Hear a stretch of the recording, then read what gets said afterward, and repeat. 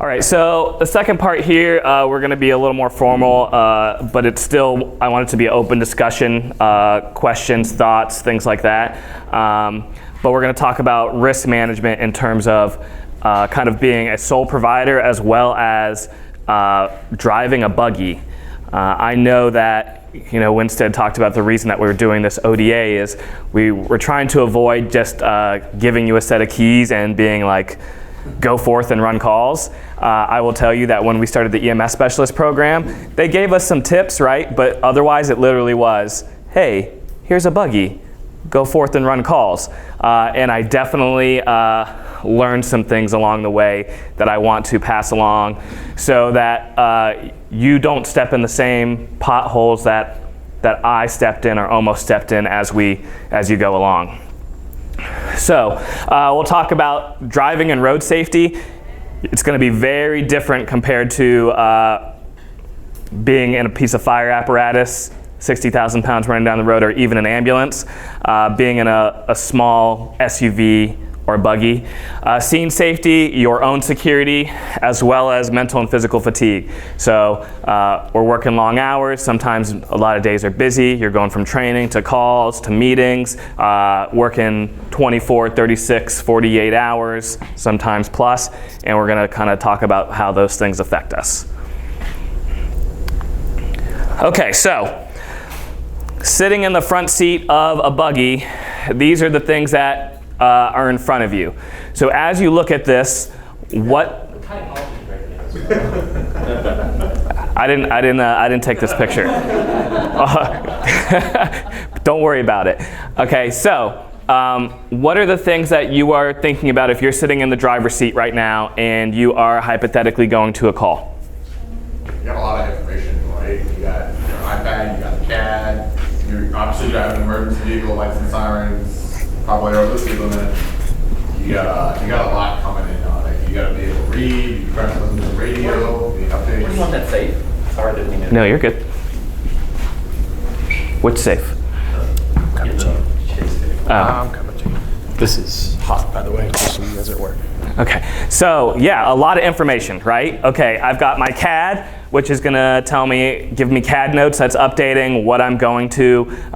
If it's critical, I'm kind of trying to keep abreast of like what's going on with this call. I've got my iPad, which has my directions, right? Because now I don't have somebody who can read me directions in the right front seat. I gotta figure out how to get to the call on my own. It's got first due right here. That's telling me the addresses and other calls, okay? And I'm obviously driving a piece of emergency apparatus with lights and sirens, okay? So what else am I thinking about or have to deal with? People don't get out of the way. Okay, yeah, so first off, listening to the radio, right? Okay, ALS 401. Wait, did they call ambulance 401? Did they call EMS 401? Are they talking to me, right? Okay, so kind of listening, are they talking to me?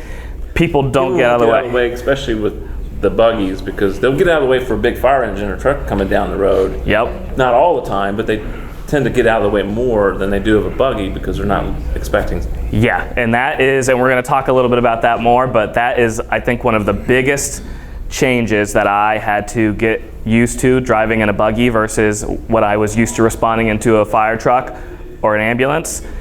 The difference in how people see you and react to you, it's night and day, okay? So we'll talk a little bit about that. Obviously, you got to be able to drive, you're avoiding things, making sure you're driving the proper speed limit, all that, right? And then, is the AC too hot, too cold? All those things, very important, right? Okay, so driving risks, things that are come into play when we're driving. Drunk, drugged, distracted, drowsy, dumb. Okay, obviously the first two, if it's us, those are the things that should be eliminated from us, but those are not the things that are eliminated from the people around us. I feel like whenever I'm going on a Friday or Saturday evening to night and I'm driving around, I feel like everybody around me is either drunk or on some sort of substance because they're just making the most irrational decisions around me. Distracted, we already talked about all the things that we have to deal with, both visually, audio, reading, okay, interpreting those things, drowsy, what part of the shift are we at, how long have we been on duty, is this a callback, is it a exchange, am I in my 36th, 48th hour, and then dumb, okay? So let's talk a little bit about dumb.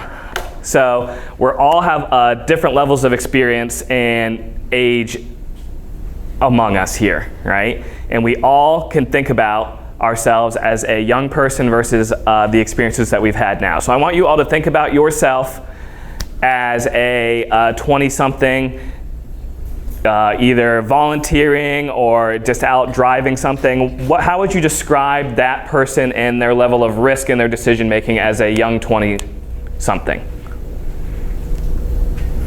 Say, well, right, they're going to have a high risk. They're going to put more on the line, I guess. 'Cause Yeah. You're young, right? Yeah. You're dumb. You're young. I'm invincible, right? Yeah. Okay. So why would you do things that you wouldn't do now as a 20-year-old?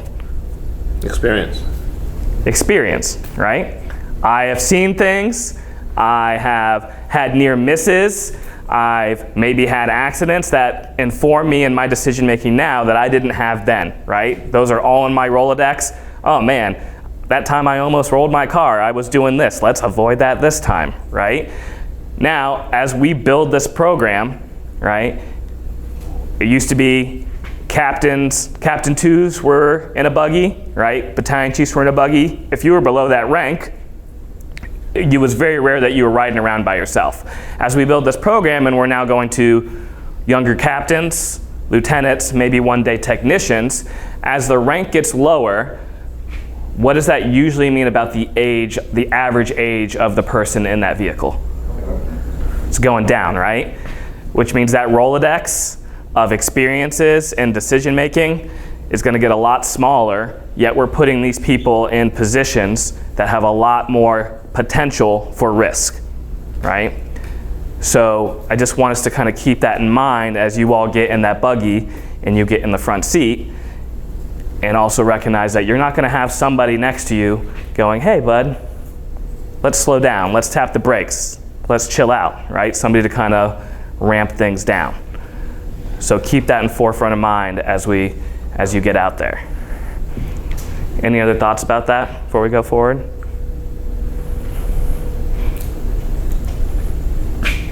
Just like a myth, not to go too deep down, but there's the myth of lights and sirens, and then there's does the response time matter to the call that you're going to? Yep. So time matters for a small percentage of calls, and then if you're physiologically not stable enough to survive for the amount of time that lights and sirens saves you to get there, your prognosis is probably not great either. Yeah. So risk a little, gain a little, risk a lot to gain a lot. Just realize how much you're risking for what end. And I think that's really important, right? That comes with both youth and being in a new position and having a new program, right? We're all here building something new, right? We're trying to prove that something is sustainable and that something is worth it, right? And in my mind, I know I go to, okay, I want to prove that I'm valuable. I want to get there. I want to be helpful. I want to be useful. I want to stabilize that patient. In my head, I think that quickly goes to, I got to get there fast, right? That's not necessarily true, but I think that's where my brain goes, right? And we'll talk about a case study later. I think that kind of contributed to an incident that happened, and that's not usually the case, right? Slowing down, making sure we're making good decisions, making sure we're being safe, you're still probably going to have the same positive effect on that patient, on that call, if you were there 10 seconds later, 15 seconds later, a minute later, but you were still safe, right?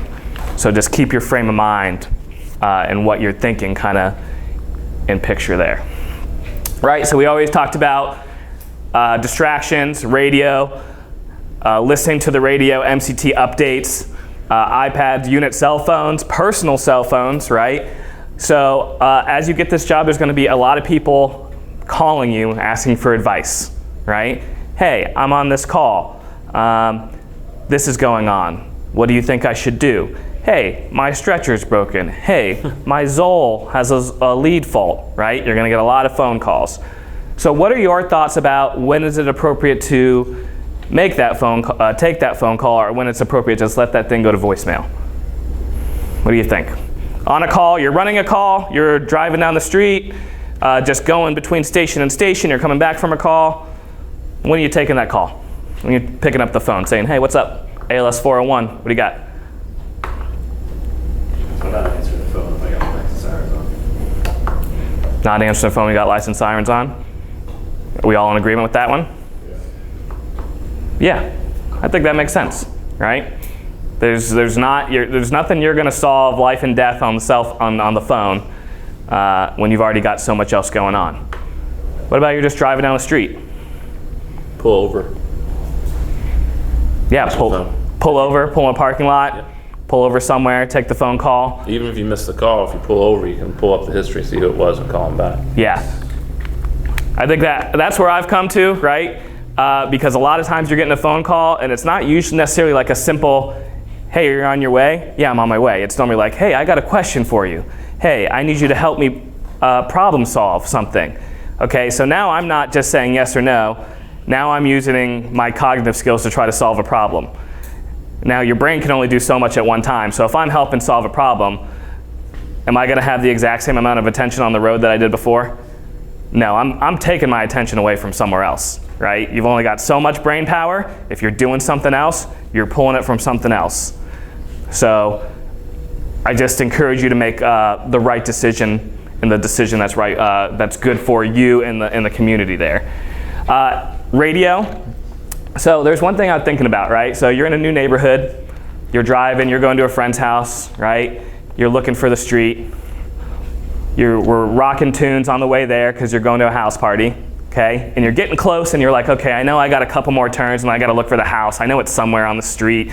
I think it's on the left. I got to look for the numbers. It's 3209, okay? What do we all do to the radio when we're trying to make those turns and find that house? We turn it down, right? Now I got to visually find the street, and I got to visually find the house number. Why did I turn the radio down when I was looking for something? Why? One less distraction, absolutely. Does our auditory senses, is that affecting our visual perception? It's overload, though. Your brain can't help hear it and register it. So it's taking some RAM operating memory away from your brain to process other tasks. Yeah. There's a reason we subconsciously do it. Even if you're not thinking about, oh, I should turn down the radio because I got to find this house. People subconsciously turn down the radio when they're looking for something because you know that in order for me to put more focus on this thing, I need to take away focus from something else. And that loud music was taking up some bit of RAM or CPU processing power that I now needed to use for something else, right? So I like to rock out on when I'm driving around, right? I'm a person who has a podcast on, I'm listening to EDM, I'm doing something, but as soon as chirp chirp, that call comes to the CAD, or I add to a call, I always turn the radio off because I know that's just another distraction that's going to prevent me from doing all the other things that I got to do. And I probably will be singing also if I still have the radio on, and that's not helpful for anybody, right? Anybody have anything else to add to that? Thoughts? You physiologically do it as well. It's interesting, specifically with auditory exclusion, it's the first thing that goes when you're under stress. So everybody in here has watched episodes of Cops, right? Yes. Yeah. So usually on the firehouse, like at TV. Somebody sweating over you and watching Cops. Yeah. You'll notice when folks get into actual aggressive police chases, when they finally bail out of the cruiser to do whatever law enforcement activity that they're doing, what's their siren usually doing? It's still on. Yep. And then when those officers are interviewed, they have no idea that their siren is still on.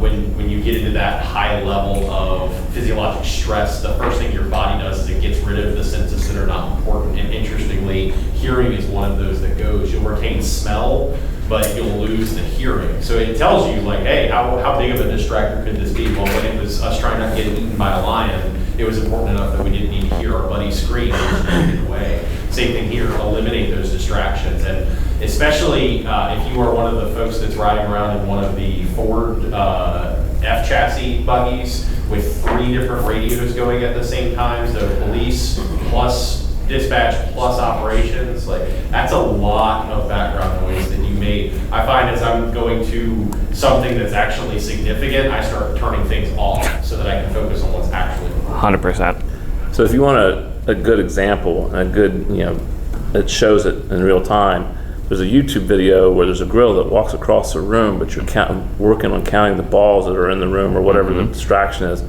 99% of the people don't see the gorilla, and it'll go out and stop, and it'll go like this and it'll walk away. Yep. And most people don't even see the gorilla. Exactly. That's exactly that's the kind of the scenario where it's like you're so focused on that task of counting how many times the ball was passed, right? That your brain is not perceiving something that's right in front of you because it literally just doesn't have the processing power to deal with it, right? And so we bring this up so that you can start thinking about that now, start eliminating the distractions that you don't need, and then kind of start thinking about how I'm going to process and deal with the distractions that are unavoidable, right? Turning down the radio. Hey, if you've got a person riding with you, hey, only give me really pertinent information. If you have a person with you, right, allow them to give you the directions, right? I had Adam with me the other day, right? He was able to give me directions and say, hey, if we go down to the next street and come back over, right, we can avoid all that apparatus and get closer to the scene, right? So using other resources that you have to your advantage, right? All those things are important, and you're gonna get better at it the more you do it. It's gonna be really challenging when you first get in there, but it's what we have to deal with. Okay, so we all know right now, every weekend the pages come down from SICPO, and guess what, guys? It's your lucky day. 60 hours has been approved. So if you would like to work for 2.5 days, let's do it, right? What do we know about cognitive function as we become more fatigued? It's worse than drunk driving. It really is, yeah. It's worse than being at the legal limit, I think, once you get over 20 plus hours, right? We work a job where we don't get to decide when we get to sleep, when we get to take a nap. There's gonna be some days where even on a 24-hour shift, you're busy running calls, you've had to go to training, and you just didn't have time to sit down, right? So think about those things, and I'm not here to, tell you everybody's got bills to pay, right? Everybody's got to take care of their family, got to take care of their kids. We want our other people to go home as well if they've got something to do. So I'm not here to be like, hey, don't work callback, because I don't think our department would literally survive right now if people didn't work callback, right? But think about how much sleep you've had in that period of time, and if you're functioning at a good level once you get to that point, right? So yeah, sure, I'll work that 48. What risk do we impose to ourselves? And don't just think about driving here. What risk do we impose in our job as we increase our fatigue, as we increase our number of hours worked in a row? Well, if you're a decision maker, what drug do we give? What stuff like that impacts your job? But that's why we have everybody else on the scene. It's like, okay, sit back, let us take care of this. Yeah, okay, so patient care, right? Patient care can become more challenging as we become fatigued. Is that 0.3 or is that 3? Right. What does that line say? Okay, all those things become more challenging. Tell me more about patient care. What else in patient care can become more challenging as we become fatigued? Like in patients, like if you have a difficult patient, like you're trying to reason with them, you're trying to Oh yeah. coerce them to go with you or with a provider, like you're tired. I really don't want to deal with your fucking bullshit right now. Yes. Let me tell you about my amount of patience I have as I get more tired. Man, those things are inversely proportional. Yeah. Dark is my wife's pulmonary critical care and sleep. So the things that go are among them. One, you're going to take naps whether you realize it or not. So when you say you don't sleep, you do. You just don't realize it. You just did. That's incredibly scary. Yeah. 2, the things that you lose are tedious tasks. So the cardiac arrest you'll probably do okay with because adrenaline will have you awake. But what you'll mess up on is checking your vehicle. Is it past expiration date? Did I check it as dutifully? So anything that's like really tedious, math will be incredibly difficult. Gone. And like It's you gone. pointed out, emotional regulation. I get grumpy, I get dumb, and it's not good for the other elements, which is my cardiovascular health, etc. Yeah. Those. Post up a talk on the Google Classroom that she did for the Regional Council on sleep. Watch it a little fast forward, but it's good. I think that's that's probably what I notice with myself when I get, or I notice first when I get tired is like my grumpiness level goes up pretty quickly. And we think about like, most of you have kids, right? And small kids, they're getting grumpy, they're pouty, they're crying, and you're like, it's time for a nap. They got to put them down for a nap, right? Does that go away when after we become adults?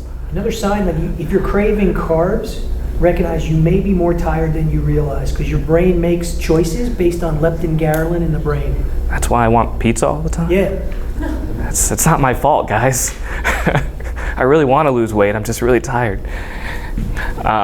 So understanding how that makes decision making patience, right? Your patience, like with your crew members, with the patients we're dealing with. We're going to talk about on our next days integration into patient care, right? And debriefing and building trust, right? And a lot of that is like EQ stuff, right? It's how you interact with your patients or your other crewmates, how people take feedback, how you deliver feedback, how you can change what people are doing in a tactful manner that gets the outcome but doesn't break trust or doesn't cause resistance, right? Those are all EQ things or emotional intelligence things.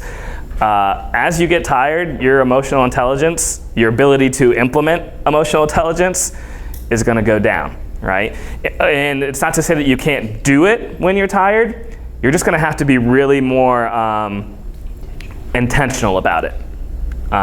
It's not going to come as naturally. You're going to have to be like, hey, John, I know you're grumpy, and you're going to want to walk in that room and go, what the heck are you doing, right? But that's not going to be beneficial to the situation. So take a deep breath, be very intentional about how what words you use and how you're saying it, and then get through the call, right?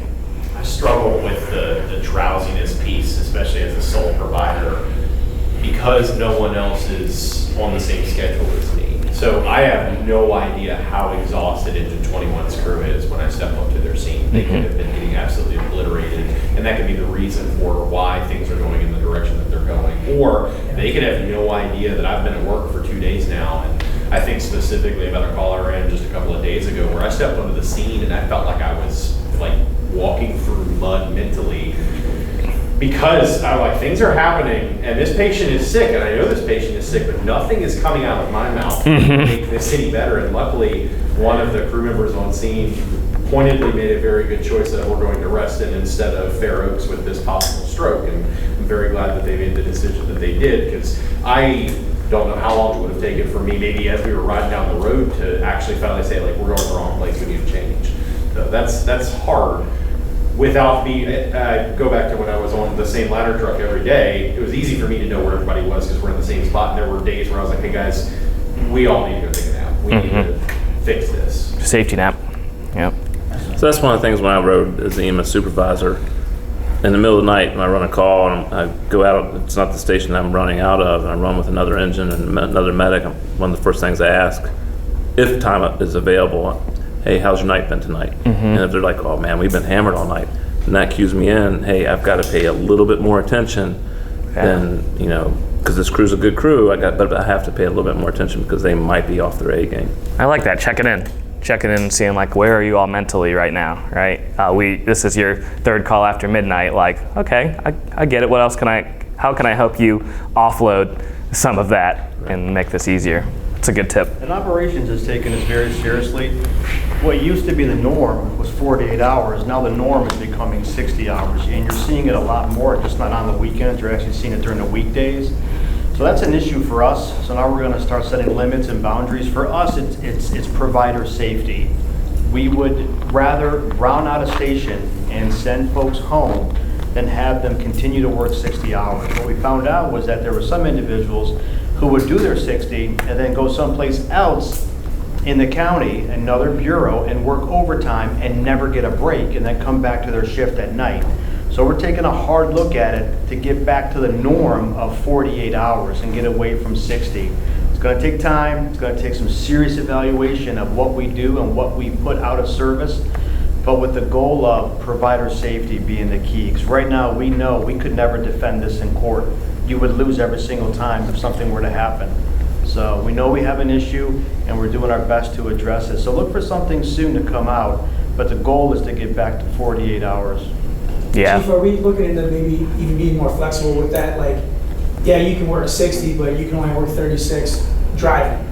Like, if you're being held or you're on call or whatever, you're not driving an ambulance.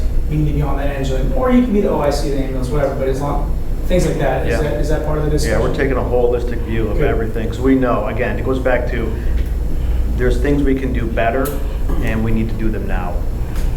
Yeah, and there obviously are some things that are higher risk activities that fatigue, like driving, right, is a higher risk activity, right? But as we discussed, right, there's still other parts of the job where fatigue really does take a hit on you, right? And like Ken said, right, it's once you get to a certain point, it's like being over the legal limit. So your reaction time when driving, that person did something dumb, pulled out in front of you. Now I don't recognize it as quickly as I would have, right? That's all going to affect it. Now, Dumb, this is, you want to tell us about this picture, John? So this is Deputy Chief John Winstead of the Charlottesville Upper Rescue Squad. I'll put my cape back down. I was 21 when I had 3 different jobs, volunteered, and was still going to college. To John's question earlier about like, what were you like when you were in your 20s? I can tell you. Hit the next slide. So they entrusted those of us, so if you don't know anything about Charlottesville Rescue, it's another one of those EMS agencies that's basically fueled completely by a college. So when you're 21 at CARS, you're actually kind of old in the grand scheme of things. And so entrusted with the cream of the crop 1960s Mac rescue company, because having a rope seatbelt was fine. And that invincibility piece is real. That belief that there's absolutely no way that anything bad is going to happen is real. So I had a span of about 3 wrecks in vehicles with Charlottesville Rescue. 2 of them were directly related to being distracted, and one of them was directly related to speed. And they actually banned me from driving specifically car 130 because I just had such a bad experience wrecking the same vehicle over and over again. But luckily it was like a 1995 Blazer that you couldn't possibly destroy. I just destroyed a bunch of citizens' vehicles in the process of hitting things. So I bring this up and I put myself on blast specifically because you don't realize how much of an impact it has on people's view of the agency. You don't realize how much of an impact it's going to have on the response. So one of the times that we had a wreck with Squad 133 was an ice storm where we got onto a patch of ice. It was probably impossible for us to have avoided this crash, but we sent that rescue almost through the front of a house. And there was an entrapment just down the road. And suddenly nobody cares at all about the 2 patients that are trapped in this Jeep that it's on its side. They're all very worried about me, my crew, and my safety, and could give 2 shits about what's going on with that original patient. And it really stands out to me. Don't have the number of rescuers and double the number of patients that you have to deal with. So that desire, that drive to want to get to the scene, to want to make a difference, like we're all wired that way. There's nobody that's sitting in this room who doesn't want to get there and help people and make a difference. But they're also, when you step into that role where you're all by your lonesome, there's nobody else there to be like, hey, why are you driving 90 right now? Is there a reason that you are disregarding safety as much as you are? And I think that most of the folks that are sitting in this room right now have been around long enough and have been in this department long enough to realize, like, okay, yeah, I need to slow down. I need to make sure that I'm making a good risk-benefit analysis. But it's easy when you're running the pediatric cardiac arrest that you're not that far from, and you realize this really makes a difference if I show up and do things right, that you also need to make sure that the show up part of that actually happens. Yeah, absolutely. So, age, life experience, professional experience, right? How many here have been apparatus techs in their career? Okay, so 50%-ish, right? So the way that our system works, you don't have to go through that rank at any point. Don't agree or disagree, that's just the way it is. But that means that there's people who have varying levels of driving emergency apparatus, right? A lot of us were volunteers, that brings something, right? But, so we all have different levels in our Rolodex. We're all different ages, personal biases, ego, risk tolerance, right? So again, I want to get there, I want to make a difference. I think, and I'm saying me, right? I'm going, this crew doesn't know what they're doing, I want to go there and I want to make sure that this X call, cardiac arrest, pediatric CPR, drowning, goes well, right? I think I can be the difference, right? All those things can play in our mind and make us make poor decisions when we're driving down the road, right? Okay, so let's think about our types of apparatus, okay? So we've got our heavy apparatus. How much do they weigh on average? Give me a number. Varies. 60,000 plus pounds, right? What kind of warning signals and noises do they make? Do they have? Really loud. I got all of them, right? What do you want? I got a power call. I got a federal cue. I got air horns, right? How tall is it? Tall. It's tall. Taller than other vehicles around, Mostly. right? So when I'm grandma going down the street, right, listening to my music, right, and this 65,000 plus thing comes down the road blaring air horns, right, I feel that thing coming, right? I hear it, I feel it, I go, oh my gosh, there's a big emergency field going. I've got some time, make a decision, I get out of the way, right? When I take that big emergency vehicle into an intersection, because I'm taller than everything else, right? People coming down the road at a perpendicular, it's easy for them to see it, right? To a lesser extent, but still true, our ambulances, are they on average still taller than the average vehicle? Yeah. Are they heavier than the average vehicle? Do they have loud buzzers and bells and horns that are pretty loud and vibrate things, right? So most of us are very used to driving in those vehicles that make a lot of noise and get people's attention and gives them a lot of time to react. Let me tell you, once you get in these Explorers or these buggies, completely different world. And my boss at the time, PJ, told me this before we started driving around, and I believed her, but I gotta tell you, even though I believed her, how right she was, I did not take into account, right? Okay, so our buggies and Explorers, how big are they compared to the average vehicle out on the road? Same size. They are the same size and sometimes maybe a little bit smaller because we know that people love their lifted pickup trucks, right? So, and no offense to anybody that has a lifted pickup truck here. Jason, I know, Troutman up there loves it, okay? So these things are going to be either the same size or smaller as the vehicles that are all around us, okay? Do we have air horns on our buggies? Or we don't, right? So now, all we have is our siren and our burp, burp, burp, burp, burp, right? Think about cars these days. They're very well built. They got good sound systems. They're very well insulated, right? When are they going to notice that there's an emergency vehicle behind them? Yeah, either you've already passed them, right? Or right when you're getting close to them and they look in their rearview mirror and they go, oh my God, lights and sirens, right? How does the average person react when they suddenly see an emergency vehicle? They step on the brake. That's my favorite reaction. I love I think I should just stop as quickly as possible in the lane. I love it. I'm like, yes, I'm sure that's what they taught you, right? But that is the common reaction. So they're making a quick decision. They're putting their brakes on hard. So now you have to, how am I going to have to think about that when I'm responding so that I can account for what the expected reaction is going to be, Chang, what do you think? How can I kind of, knowing that that's going to happen, Give yourself plenty of space. Just you're an EMS specialist. You shouldn't be going 80 miles per hour to the scene, right? Like, yeah, I don't need to come up them at Mach 5, right? Come right up with them, hit my electric horn. Get out of the way, Grandma, right?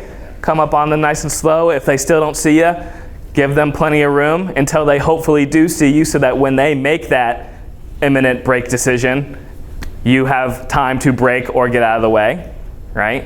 Good. That's a good point.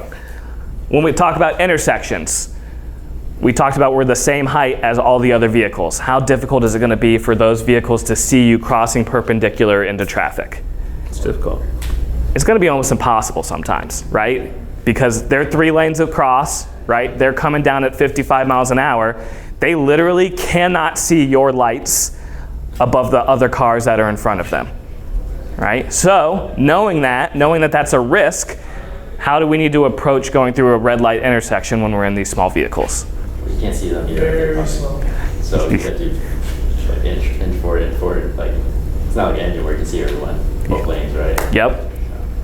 Yeah, inching forward, right? Every lane's an intersection, right? Okay, that car stopped. Now I'm going to inch forward to the next lane. Do I see that person? Do they look like they're stopping? Right, making eye contact. Now I'm making my lane to the next lane. Are they making eye contact, right? That means that sometimes it's going to take you a real long time to get through an intersection. And you're going to feel like you're sitting there forever just going like, hey, guys, I'm an emergency vehicle, right? But you just have to know that's the reality of the vehicles we're responding in, and just keep that in mind.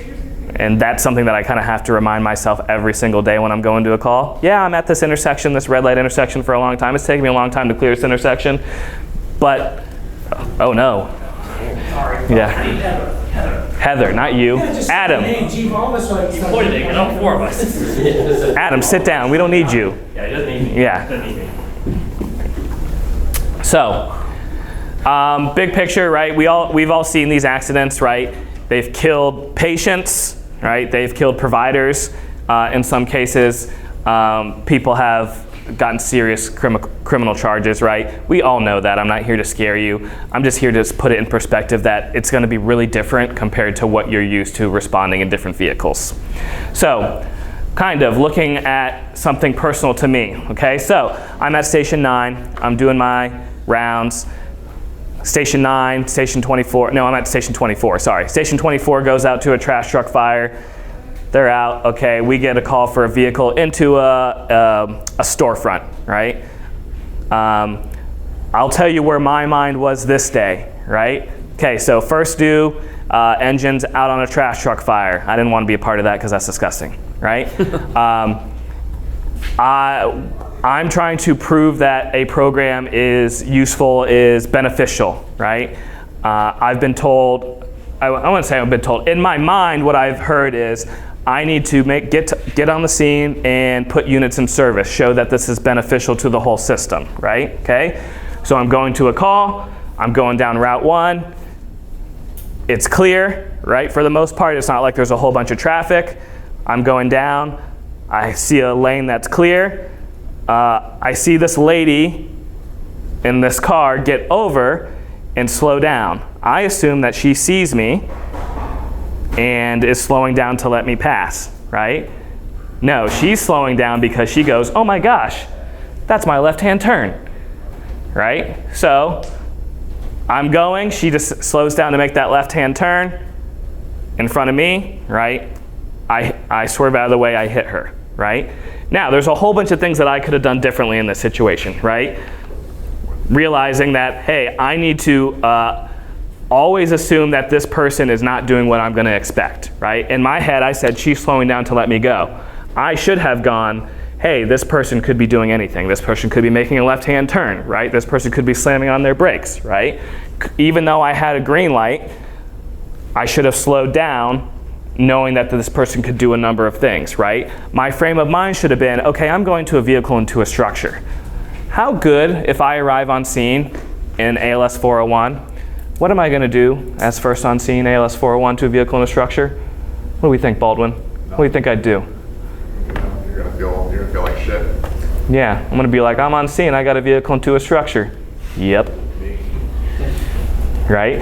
And I'd check for injuries and I'd see if there's anything, but am I gonna add any appreciable value getting there 30 seconds before anybody else?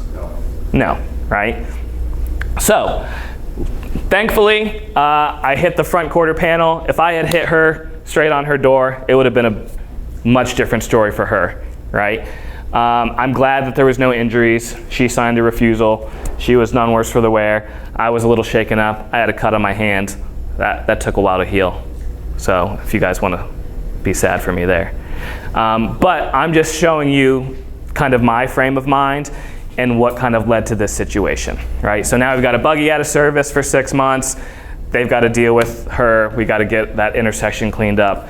So I just wanted to show you how it can go wrong so that hopefully you all don't step in those same potholes. How'd that affect you mentally? Mentally, I definitely, after Rocco made me switch over, no, I'm joking. I did go switch over. I went home after that, I'll be honest. I was like, I don't feel comfortable like continuing to run calls today, right? I think if she was injured, I definitely would have been even more shaken up. I think I mostly took it as a, hey, Jon, step back, right? Knowing, I think it made me reevaluate or put into perspective all those things we talked about. Smaller vehicles, sirens that aren't that loud, don't see you in an intersection, right? I think when I was going to this call, my frame of mind was Jon Bailey driving engine 23, right? I'm coming down the road, I got my loud air horns and cue going, right? That lady, she hears me all day long, right? So in my head, I think that's where I was at, and recognizing that this is a completely different ball game. Were you more timid when you were responding to the next call? 100%. I'm still more timid now. It's probably, as things do naturally, probably less timid, but the first couple shifts after that, 100% more timid in terms of when I respond, how I respond, probably more timid into what calls I add on to, right? In terms of, okay, I might have added onto that call that I may or may have gotten to before, but now I think that's a little too far. Or, okay, I'm gonna go to this call, and but I'm gonna go priority 2, right? I still do that to this day now, actually. I'll be like, hey, I'm 5 minutes from this call. I wanna go to this call, but I know I'm not gonna add any appreciable value, so I'm just gonna go priority 2 to the call. When I get there, and then I'll help the crew when I get there, right? But absolutely much more timid, yeah. So, again, all the smart things, right? Slow down, these things can get up and go. You're probably not gonna be the thing that changes the outcome of this whole scene, right? Get there, make a difference when you get there. Minimize your distractions, cell phones, radios, and drive defensively, right? These people are not gonna see you to the last second. They're not gonna see you in intersections. Take your time. Right, and I guarantee you, no matter how many times I say this and I'm giving this to you, the first few times you go on a call on one of these things, you're gonna be like, oh man, I know he told me this, but this is way crazier than I thought. Because you feel like you're invisible. You really do. So again, this is just kind of talking about speed and stopping distance. We all know that. We take EVOC, right? The faster you go, longer it takes to slow down. Right? And we love our Northern Virginia drivers, right? Be defensive. Okay, so. How is Maryland not one engine? I gotta tell you, as a person who lives in DC, right, and I get people coming to DC from Maryland and Virginia, I don't know if they have a driver's license process in Maryland, or if like the driver's license process is like, hey, you're on a derby course, go, because it's crazy. It's crazy out there. Okay, so we talked about the driving aspect. Let's talk a little bit about the scene safety thing, right? So now you're gonna be a sole provider in a vehicle, right? So what are the things that you have to think about when we talk about scene safety as a sole provider? What are your thoughts? What are you thinking about? By yourself. you'll have your immediate crew with you. One set of eyes instead of 4 sets of eyes. Okay, so 1 set of eyes instead of at least 4 set of eyes, right? Okay, what does that mean about your surroundings and what you're taking in? Because what are you doing as that sole provider probably once you get there? Everyone's going to be so task focused on the patient or the scene, you have to be the person taking a step back, looking around. Okay, now I'm on scene, right? This person's like, I've got chest pain. Cool, I know what to do for chest pain. Let me ask you some questions. Let me take those questions in. Let me think about it. Okay, you've had chest pain for 5 minutes. You were walking up the stairs. Those aren't good signs. They're kind of sweaty. Okay, let me put the pulse ox on. Okay, now I'm still listening. I'm getting my 4 leads on. You're answering questions, so I'm like, wait a second. White is right? No. No, white. Yeah, white over right, left over. Okay, getting that. Now you're doing all these things, right? Are you paying attention to anything that's around you at this point? Absolutely not, right? It's impossible to do, right? So knowing that's true, it's impossible to take in that information, start your physical assessment, and keep track of your surroundings. How can we, to the best of our ability, mitigate some risk before we get into that situation, or before we get on scene and to the patient?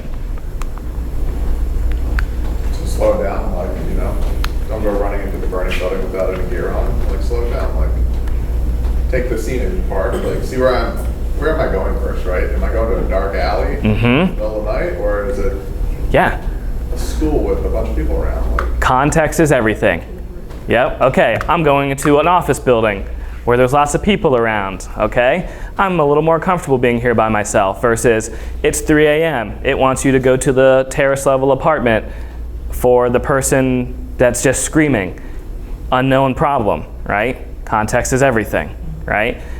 One, I'm more comfortable. One, I'm gonna go, hey y'all, I'm on scene, but I'm just gonna hold up till you all get here. That cool? Right? I can tell you that our bosses don't want us to be put in a bad situation, and nobody's ever gonna fault you for being like, oh, I held up and now our at-patient time was a little slower because I waited for the next unit to go on scene because I wasn't safe going in there by myself, right? So because we're gonna be so focused on patient care, if we're there by ourselves, it's completely reasonable to use the context of the situation and go, hey, I'm gonna hold up till I get more units on scene because we don't know what's going on, right? You also have to watch out when you show up on the beltway and you're the first person on scene. Got it. That's the dangerous part. Yes. That is, there are gonna be times that that's happened, and those are like my scariest incidents, anything on a highway, anything on a fast roadway. But yeah, definitely being cognizant about where your vehicle is, where you place yourself. Do I need to get out of my car right away? No, the engine's like 30 seconds behind me, so I'm just gonna wait 30 seconds until they pull it behind me, then I'm gonna hop out, right? All those things, that's a really good point, right? So we always talked about the 2 firefighters and the radio as our safety buffer, right? And now it's just gonna be you, right? So what am I carrying with me knowing I'm a sole provider when I go to any scene? What do you got? Our radio guys up there would like you to carry your radio. Some of them would like you to carry 2. I don't know how that's possible. What do you just have one in both hands? that's koozies. Oh, okay. So absolutely having your radio, right, on the right channel, right? That gives you an ability to communicate. You've got your EA button. What else can I take that would be helpful? You know, cell phone. Cell phone. I usually try to take at least one of my cell phones with me, right? That way, if something goes wrong, somebody grabs my radio off me, hits it with me, I run away, right? I still have a way to call for help, right? So again, situational awareness, context matters, right? What are you going to? Risk-benefit analysis. Okay, do I need to be the first person on scene to this unknown problem in the terrace level apartment at 3 a.m.? I don't think I do. I'm gonna wait for other crews, right? Staging. I Have you guys ever been in a vehicle staging and had the problem that you were staging from come to you? Yes, yes. So Yeah. I've always, specifically Fairfax County is amazing sometimes.